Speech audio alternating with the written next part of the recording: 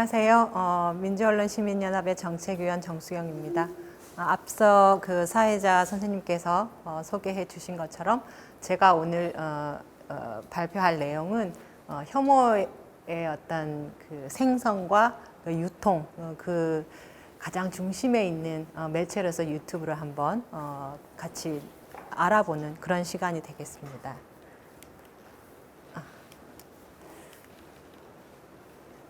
잠시만요. 네, 그러니까 일단 순서는 이제 왜 지금 이 시기에 유튜브가 주목이 되는지, 그리고 유튜브는 어떻게 해서 혐오 콘텐츠의 진원지가 됐는지, 그리고 그것은 어떤 구조를 통해서 혐오를 생산하고 전파시키는지, 그것을 크게 세 가지의 요소를 통해서 한번 살펴보고요. 그런 다음에 우리가 어떤 대응책을 모색할 수 있는지에 대해서도 같이 이야기를 나눠보겠습니다. 사실 유튜브는 우리가 이제 흔히 동영상 스트리밍 사이트라고 알고 있죠. 뭐 넷플릭스라든가 또 뭐 디즈니 플러스 같은 그런 글로벌 업체로서 동영상을 우리가 이제 뭐 쉽게 그냥 찾아서 검색해서 보고 뭐 이런 사이트라고 알고 있습니다. 그런데 유튜브가 일반적인 동영상 스트리밍 사이트하고 다른 점이 하나 있습니다. 그것은 SNS 기능을 같이 갖고 있다는 거예요. 그러니까 소셜 미디어로서의 유튜브의 기능이 굉장히 큰 역할을 차지하고 있습니다. 그래서 하나의 컨텐츠가 다른 사람들한테 굉장히 빠르고 그다음에 굉장히 그 광범위하게 확산이 된다는 지점이 있거든요. 그게 이제 유튜브가 다른 매체나 플랫폼하고의 차별화되는 지점이 아닌가 싶습니다. 그런데다가 유튜브는 한 몇 년 전부터 라이브 스트리밍이 가능하게 했어요. 그래서 과거에는 텔레비전이나 라디오만 할 수 있었던 그 기능이 실시간 소통의 어떤 방식으로 들어와서 이제는 오디언스를 직접적으로 만나는 실시간으로 그렇게 이제 그 기술들이 계속 업그레이드가 되어 있었고, 그러다 보니까 결국 오디언스하고 대화 형태의 소통이 가능해집니다.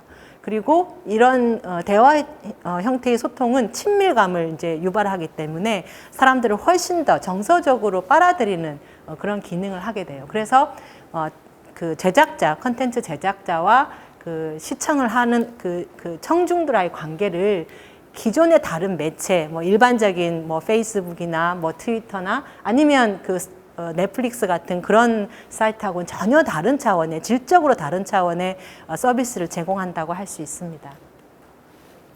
그래서 그런 기능 때문에 그 이미 이제 그 유튜브를 우리가 보통 얘기할 때 세계의 방송국이라는 얘기를 합니다.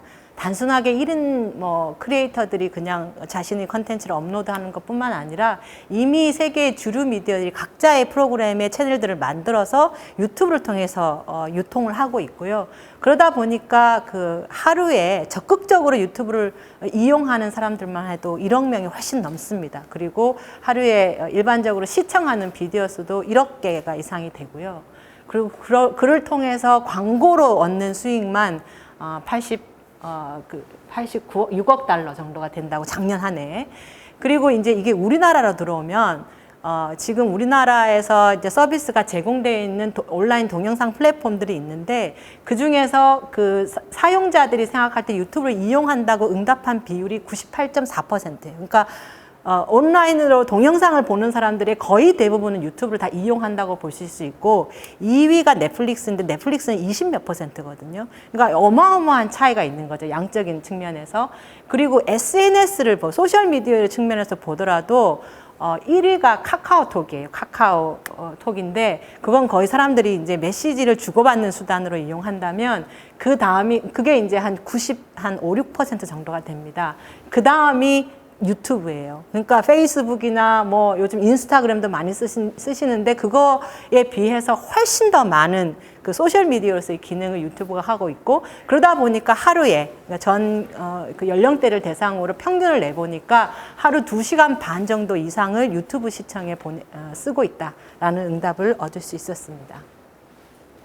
그래서 유튜브가 이제 이런 방식으로 전 세계에서, 국내만 하더라도 이렇게 굉장히 활발한 그러니까 이용을 하는 그런 플랫폼이 되고 있는데, 이 유튜브가 사람들을 끌어들이는 여러 가지 요소 중에서 가장 큰 핵심은 추천 알고리즘이라고 하는 거예요. 그러니까 내가 원래 뭔가를 뭐 필요로 해서 아까 무슨 저기 동남아에서 뭐 저기 노부 뭐 어디를 보내는 보내는 그런 준비를 하고 계신다라고 하는 분이 검색을 할 때 유튜브를 찾는 것처럼 무언가를 검색해서 딱 들어가잖아요. 그러면 그 동영상 밑으로 뭐가 쭉 달리는 게 있어요. 그게 이제 추천 알고리즘에 의해서 자동으로 생성돼준 AI가 만들어준다고 하는 건데 일반적으로 한번 그 유튜브 동영상을 보고 나면 그 다음에 일어나는 시청의 70% 시간대가 다 유튜브의 추천 알고리즘에 의한 거예요. 내가 필요로 해서가 아니라 유튜브가 계속 봐봐 한번 이러면서 이제 올려주는 것들을 보게 된다는 거죠. 그래서 이 추천 알고리즘을 통해서 이전에 유튜브가 그냥 단순하게 검색을 해서 보는 그 서비스가 이제 알고리즘 서비스가 없었을 때에 비해서 20배나 증가를 하게 됩니다. 그래서 이 추천 알고리즘을 보면 처음에는 내가 검색한 영상과 비슷한 걸 보여주고 그 다음에 그걸 통해서 내가 이제 그 비슷한 것만 보니까 제한된 정보로 노출이 되죠. 그리고 그 제한된 정보는 필연적으로 편협한 한쪽에 경도된 시각을 보여줄 수밖에 없고 그것이 이제 우리가 보통 요즘 비판적으로 얘기하는 필터 버블 현상이 일어나게 되는 겁니다. 그런데 이제 그 기욤 채슬럿이라는 사람이 그 2010년부터 한 11년 사이에 이 추천 알고리즘을 만드는 부서에서 근무했던 기술자예요. 이 사람이 이 추천 알고리즘을 하게 된 이유에 대해서 이제 폭로를 합니다. 이 추천 알고리즘이라고 하는 것은 사용자들이 유튜브에 최대한 많이 머물도록 해서 그것을 통해서 광고 수익을 얻도록 만들어주는 게 바로 유튜브의 전략이었다는 거죠. 그런데 문제는 그럼 어떻게 하면 사람들이 유튜브에 가장 오래 머물게 할 수 있을까? 그걸 봤더니 AI가 나름대로 러닝머신 머신 러닝 시스템을 통해서 이렇게 찾아낸 방법이 뭐냐면은 사실을 언급하되 부분적으로 언급하고 상당수는 좀 엉뚱한 방식으로 뭔가 추측하거나 음모론을 제시하는 그런 식의 동영상들이 가장 인기가 있다라는 그걸 계속 보게 된다는 거죠. 호기심이 생기고 이런 일도 있었어? 이런 걸로 이제 계속 보게 만든다는 거예요. 그러다 보니까 결국은 음모 이론이 이렇게 팽배해지고 그런 영상이 인기가 이제 끌고 그래서 체류 시간을 이제 늘리는 그런 효과를 이제 만들게 됐는데 문제는 그런 추천 알고리즘에 의해서 계속적으로 뭔가 연관된 동영상을 만들어서 이렇게 추천을 해주면 그것을 보는 사람들 입장에서는 무한한 어떤 그 동영상 개미지옥에 갇히게 되는 어떤 그런 경험을 하는 거죠. 끊고 싶어도 계속 뭔가 뒤에 더 재밌는 것들이 올라오니까 안 볼 수가 없는 거예요. 이제 그런 걸 이 영미권에서는 이제 토끼굴 효과라는 말로 표현을 하는데 그래서 이 추천 알고리즘이 가지고 있는 맹점이 과연 뭘까를 2019년에 연구한 그룹이 있었어요. 그 그룹에서는 유튜브에 한 300 몇십 개의 채널을 놓고 거기에 올려져 있는 한 30만 개 이상의 동영상들을 쭉 분석을 해서 나름의 미디어의 유형을, 그러니까 내용적 유형이 되겠죠. 이렇게 그것을 이제 분석을 한 거예요. 그랬다 보니 일반적인 미디어, 그러니까 뭐 주류 미디어도 있고 뭐 아니면 1인 미디어 중에서 일반적인 정보 공유를 위한 그런 미디어도 있는가 하면 또 한 부류는 약간 음모론을 계속적으로 이제 업로드를 하고 그런 콘텐츠를 생산하는데 정치적으로 보면 약간 우파에 해당하는 그것을 이제 여기서는 그 알트라이트라고 우리가 이제 그냥 음모론을 믿는 뉴라이트 정도의 그런 그룹 미디어가 있고 그 다음에 이제 인텔렉추얼 다크웹이라고 하는 또 그룹이 있는데 이들은 누구냐면 뭐 과거에 저널리스트로 일을 하거나 아니면 학계에 계신 분 중에 왜 정치적 그 올바름이라고 하는 PC주의라고 하죠. 그런 데에다가 좀 염증을 느끼고 거기에 대해서 반박 논리를 제공하면서 뭔가 이제 약간 우파적인 정치 논리를 양산하는 그런 그룹들이 또 미디어가 있었고, 그 다음에 이제 좀 극우적인 그런 미디어들, 이렇게 한 크게 4가지 부류로 분류를 할 수 있다라고 이제 본 거예요. 그리고 거기에 붙어 있는 댓글들을 다 분석해서 이 상호 연관관계를 본 거예요. 그랬더니 초심자가, 그러니까 유튜브를 처음 접한 사람이 어떤 동영상을 보고, 그 다음에 한번 클릭을 했을 때, 그러니까 추천 동영상이 올라오잖아요. 그러면 그 추천 동영상은 대체로 매우 극단주의적인 동영상은 거의 눈에 띄지 않고 사실 매주 가벼운 음모론적인 동영상부터 먼저 추천이 올라온다는 거죠. 그런 다음에 조금씩 더 이제 극단주의적인 어떤 동영상으로 이동을 하고 그 댓글의 어떤 순서가 딸리는 걸 보면 이용자들이 그런 식으로 계속 유입이 되고 있다는 걸 알게 됩니다. 그리고 또 두 번째로는 뭐냐면 유튜브가 이제 그 콘텐츠를 올리는 걸 가지고 이제 그 수익 모델을 만들어내는데 유튜브는 클릭 수가 많고 추천 수가 많은 것들, 댓글이 많이 달리는 것에 돈을 많이 줘요. 그런데 사실 생각해 보면 우리한테 그 SNS들 많은 사이트들이 있지만 이용자들 뭐 크리에이터, 그러니까 어떤 콘텐츠를 올린다고 해서 돈을 주진 않거든요. 근데 유튜브는 돈을 줍니다. 그러니까 많은 사람들이 그런 경제적인 이익을 위해서라도 유튜브에 다 가담해서 뭔가를 만들어내려고 하는 거죠. 그런데 이때 유튜브는 그 콘텐츠가 사람들한테 유해한지 아닌지에 대해서는 전혀 신경을 쓰지 않아요. 오로지 댓글이 많이 달렸느냐, 추천이 많이 했느냐, 구독을 많이 했느냐. 그래서 뭐 조댓구알 하잖아요. 좋아요, 댓글, 구독, 알림 설정. 이게 많이 돼 있으면 돈을 많이 받는 거죠. 그래서 모든 크리에이터들이 그걸 호소를 합니다. 그걸 해달라고. 자, 그래서 이 그 유튜버가 처음에는 광고를 많이 팔기 위해서 유튜버 파트너십이라고 해서 광고가 많이 이제 클릭수가 많이 되는 걸 팔다가 그 다음에는 이게 이제 어느 정도 문제가 되니까 이 유튜브 크리에이터와 그 다음에 오디언스하고 직접적인 연결을 시켜줘요. 그래서 라이브 방송을 할 때 슈퍼챗이라고 이렇게 돈을 직접 쏴줄 수 있는, 그러니까 보고 있는 사람이 좋아요, 뭐 동의합니다 이러면서 돈을 직접 기부할 수 있는 그런 제도를 만듭니다. 그런데다가 그걸 통해서 이제 뭔가 그 크리에이터에 대한 신뢰감이 구축이 되면 이제 회원제로 가입을 하는 거죠. 월 10,000원 뭐 이러면서 이제 구독료를 내는 관계. 그 외에 뭐 거기 굿즈 판매를 한다든가 또 프리미엄 콘텐츠 동영상에 대한 수익을 얻습니다.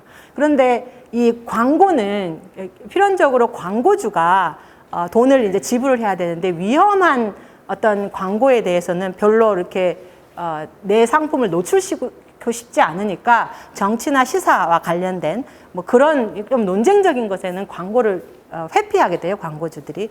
그래서 결국은 이 광고 수익이 이제 떨어지게 되는 거죠. 자기 어떤 정치적인 의견이라든지 이런 걸 내는 데는. 그런데 슈퍼챗이나 유료 회원은 그런 광고주, 그러니까 유튜브가 중개자로서의 역할을 그러니까 일종의 이제 에이전시 역할을 할 필요가 없는 거예요. 왜냐하면 구독자가 바로 크리에이터한테 돈을 줄 수 있는 구조이기 때문에 그런 구조를 만들어서 이제 그 컨텐츠를 올리는 사람에 대한 보상을 줍니다. 이렇게 되면 사람들은, 그러니까 크리에이터들은 지속적으로 돈을 받기 위해서도 라이브 스트리밍 하는 횟수도 늘어나게 되고 정기적으로 뭐 하루에 한 번 혹은 일주일에 몇 번 이렇게 날짜를 정해가지고 올리기도 하고 그러다 보면 자연스럽게 이 구독 관계를 통해서 하나의 커뮤니티가 형성이 돼요. 그리고 그것은 정기적이고 빈번한 소통을 통해서 그 응집력이라든지 친밀감이 훨씬 더 강화되는 그런 역할을 하게 되는 거죠.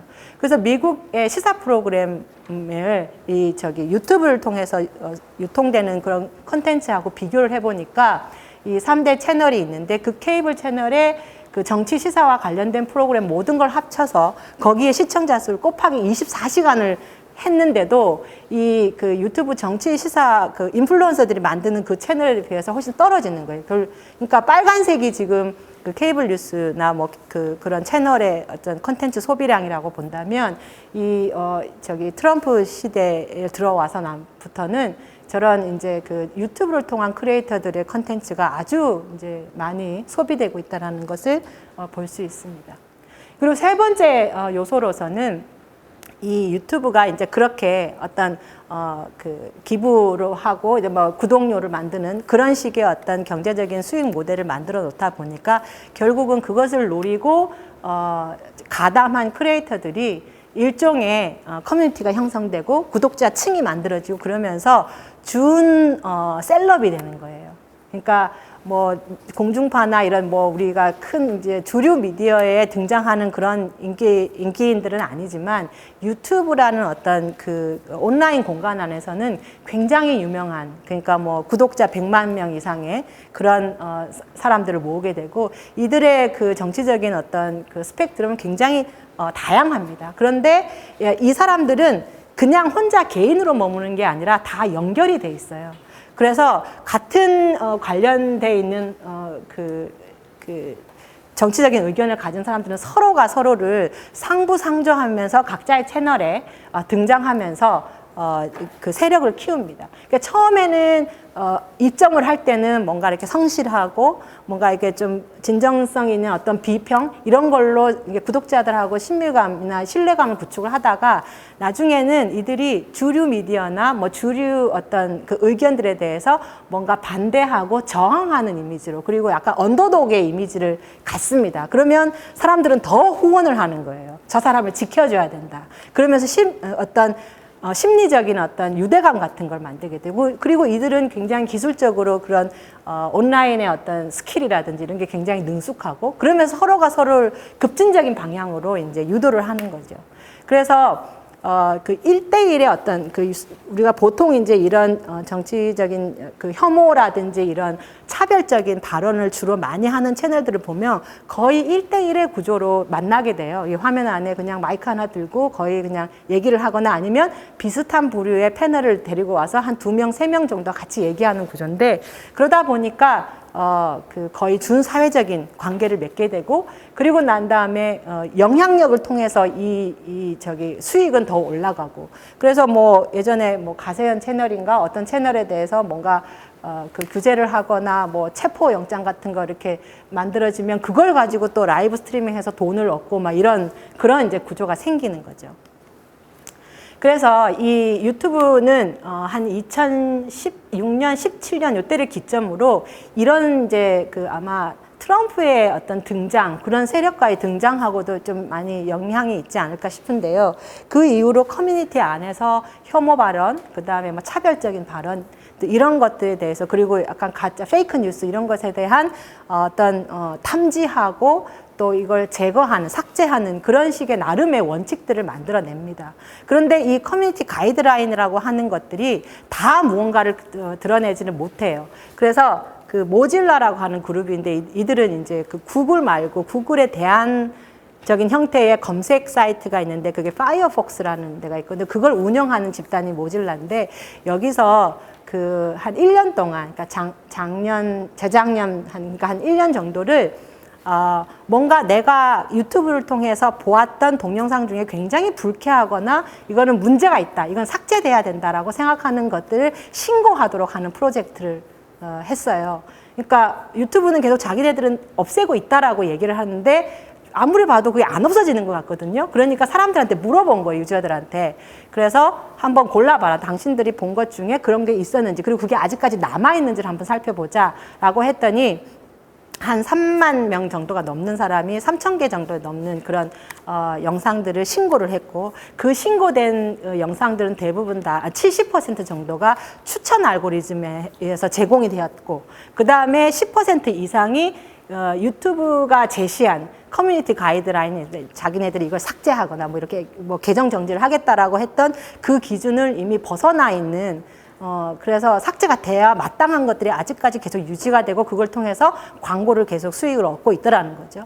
그리고 또 하나 발견한 하나의 지점은 뭐냐면 유튜브가 어쨌든 영어권을 중심으로 만들어져서 유통이 되는 뭐 그런 쪽에 이제 하다 보니까 비영어권 뭐 스페인 말을 쓴다든가 아니면은 뭐 그 아시아족의 뭐 중국말이나 뭐 한국말이나 이런 언어권에 있는 저기 동영상들은 이렇게 뭔가 색출하고 이렇게 걸러내는 기능을 현저히 떨어지는 거죠. 그래서 영어권 동영상보다 훨씬 더 많은 혐오와 차별적인 어떤 내용을 담고 있는 컨텐츠들이 비영어권의 동영상들이 많이 담고 있더라. 그래서 사람들이 국가별이나 그 언어 영역, 뭐 지역별의 어떤 뭔가 대책을 세울 수 있는 조정관들이 필요하다라는 이제 얘기를 하게 됩니다. 어쨌든 2017년 정도부터는 좀 이렇게 유튜브 정책 변화를 통해서 매우 극단적인 동영상들은 조금 감소되는 추세는 있어요. 그런데 아까 말씀드린 것처럼 유저들 스스로가 이제 어떤 정서적 유대감이나 어떤 정치적인 어떤 세력화를 하고 있는 상황이기 때문에 이들의 열성적인 어떤 활동을 또 막을 수가 없다는 거죠. 여기저기 다니면서 댓글로 이제 뭔가 괴롭히고 막 이런 것들은 여전히 이제 계속 되고 있다는 거죠. 그래서 이제 해결의 지점들을 뭐 좀 이렇게 간략하게 살펴본다면 잠시만요. 안 넘어가지. 일단은 뭐 크게 한 세 가지가 있을 수 있을 것 같습니다. 일단은 뭐 기술적으로, 그러니까 유튜브 자체에 대해서 무언가를 요구를 하는 거죠. 그러니까 유튜브가 지금까지 뭐 커뮤니티 가이드라인이나 뭔가 나름대로 뭔가를 만들어내고 계속 업그레이드는 하고 있어요. 그러나 웬만큼 이제 사람들이 문제가 된다라고 지적했던 사람들의 충분히 그것을 만족시킬 만한 정도로 신속하고 적극적인 대응은 하지 않는다라는 거 우리가 모두가 잘 알고 있습니다. 그리고 또 더 중요한 것은 아까 우리가 간단하게 살펴봤듯이 추천 알고리즘이라든가 그다음에 수익 배분 구조를 보면 다 돈하고 연결이 돼 있어요. 그렇다면 우리가 혐오와 차별적인 표현을 양산하는 그런 크리에이터들한테는 이 경제적인 적어도 이익 관계, 이 부분을 끊을 수 있는 무언가가 필요하다. 근데 이거를 어떤 방식으로 우리가 끊어낼 수 있을 것인가에 대한 고민을 해야 되는 거겠죠. 그것을 기술적으로도 할 수 있을 것입니다. 예를 들면 혐오라는 어떤 그게 명확하게 이렇게 보여지는 것들이 있다 그러면 거기에 대해서 더 이상 그러니까 기부하는 것 자체를 아예 못하게 막는다든가 뭐 회원제 자체를 갖다 못하게 한다든가 뭐 계정 정지를 안 하더라도 경제적인 이익을 끊어낼 수 있는 것만 하더라도 매우 효과적인 방법이 될 수 있을 거고요. 그 다음에 또 이제 이용자의 입장에서도 보면 단순하게 우리가 아까도 말씀드렸지만 유튜브를 통해서 계속적으로 뭔가 정서적 유대를 하고 있는 관계들이 있기 때문에 거기에 대해서 스스로가 쿨다운하고 객관화시킬 수 있는 뭔가의 기제들을 계속 만들어야 된다는, 그게 교육이 되었던 아니면은 또 다른 방식의 어떤 활동이나 연대가 되었든 우리가 좀 더 조직적이고 뭔가 연대할 수 있는 행동들이 필요하지 않을까. 적어도 혐오와 차별을 통해서 사람들의 인격이 아주 심각하게 훼손되는 지점에 대해서 같이 공유하는 사람들이 디지털 시민성을 획득하고 그것을 더 확대해 나갈 수 있는 방식으로의 뭔가 운동이 필요하다.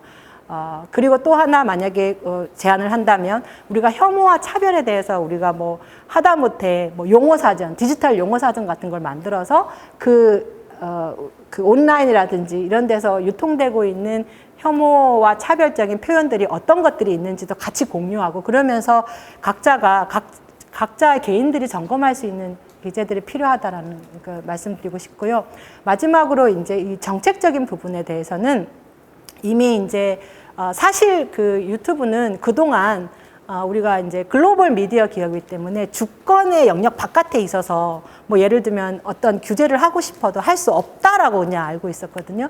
그러나 이제 이게 더 이상 손쓸 수 없을 정도로 아주 이제 미치는 그런 영향들이 일어나니까 뭐 EU 뭐 그다음에 호주, 영국 뭐 이런 데 독일 이런 데서 굉장히 많은 이제 다양한 방식의 온라인 규제법들이 일어나고 직접적으로 유튜브한테 의무를 그러니까 사업자한테 책임과 의무를 적시하면서 이제 다 하라고 얘기하고 그걸 어기면 굉장히 이제 큰 규모의 막대한 어떤 경제적인 부담을 준다든지 그런 방식이 있고요.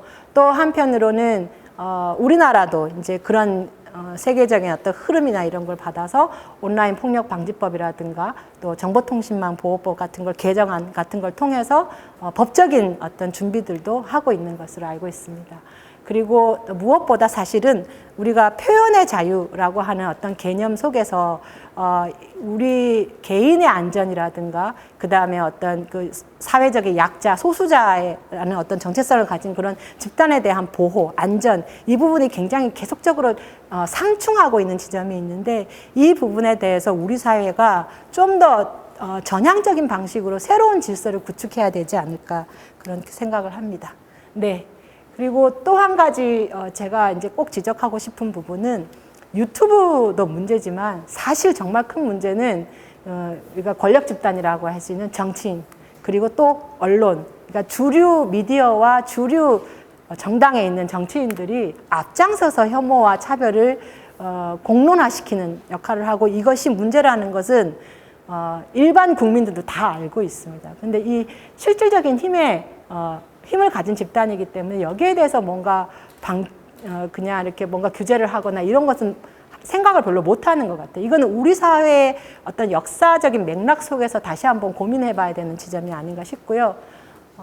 그래서 결론적으로 말씀드리면 지금까지 유튜브는 미디어 기업 기업으로 그냥 글로벌 기업, 전 세계를 상대로 하는 어떤 언론은 아니죠. 하여튼 그런 컨텐츠 기업이라고 생각하는데 이제는 좀 인식을 달리해서 유튜브를 통해서 혹은 비슷한 어떤 그런 미디어가 우리의 인식 자체를 재구성할 수도 있다.